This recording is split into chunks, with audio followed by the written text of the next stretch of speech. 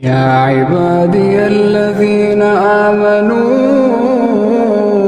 إن أرضي واسعة فإياي فاعبدون كل نفس ذائقة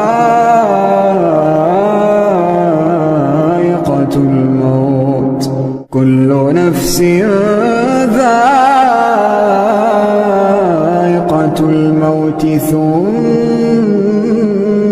إلينا ترجعون والذين آمنوا وعملوا الصالحات لنبوئنهم من الجنة غرفا تجري من تحتها الأنهار خالدين فيها نعم أجر العاملين.